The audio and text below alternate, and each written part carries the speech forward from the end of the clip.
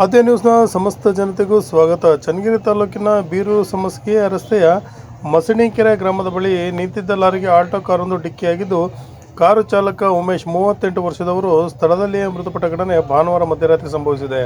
ಸ್ನೇಹಿತರ ಮದುವೆಗೆ ತೆರಳಿದ ಉಮೇಶ್, ಮಲ್ಲಿಕಾರ್ಜುನ್, ಅವಿನಾಶ್, ಹಾಗೆ ಯಾಸಿನ್ ಖಾನ್, ಮಹಂತೇಶ್ ಅಬಕಾರಿ ಮತ್ತು ನ್ಯಾಯಾಂಗ ಇಲಾಖೆಯಲ್ಲಿ ಕರ್ತವ್ಯ ನಿರ್ವಹಿಸುತ್ತಿದ್ದು, ಬೇಲೂರಿನಿಂದ ದಾವಣಗೆರೆಗೆ ತೆರಳಿ ಮದುವೆ ಮುಗಿಸಿಕೊಂಡು ದಾವಣಗೆರೆಗೆ ವಾಪಸ್ಸಾಗ್ತಿದ್ದ ವೇಳೆ ಈ ದುರ್ಘಟನೆ ಸಂಭವಿಸಿದೆ.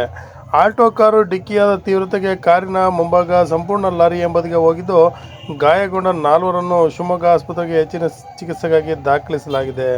ಘಟನೆಗೆ ಸಂಬಂಧಿಸಿದಂತೆ ಚನ್ನಗಿರಿ ಪೊಲೀಸ್ ಠಾಣೆಯಲ್ಲಿ ಪ್ರಕರಣ ದಾಖಲಾಗಿದೆ.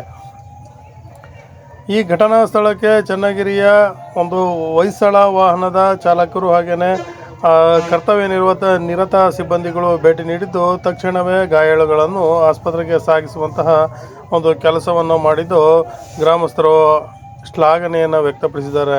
ಇಂತಹ ಸಾಕಷ್ಟು ಅಪಘಾತಗಳು ಹೈವೇ ರಸ್ತೆಗಳಲ್ಲಿ ರಾತ್ರಿ ವೇಳೆ ಸಂಭವಿಸುತ್ತಿದ್ದು, ಲಾರಿ ಚಾಲಕರು ರಸ್ತೆ ಪಥಗಳಲ್ಲಿ ವಾಹನಗಳನ್ನು ಅಲ್ಲಲ್ಲಿ ನಿಲ್ಲಿಸುವುದು ಆಗಿದೆ ಅಂತೇಳಿ ಸಾರ್ವಜನಿಕರು ಅಭಿಪ್ರಾಯಪಟ್ಟಿದ್ದಾರೆ.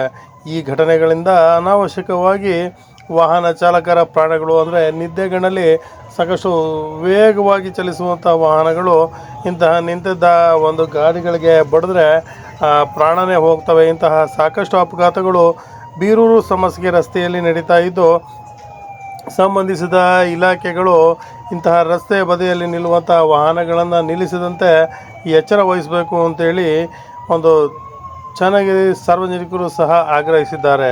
ವರದಿ ಸತೀಶ್ ಪವಾರ್, ಚನ್ನಗಿರಿಯಿಂದ.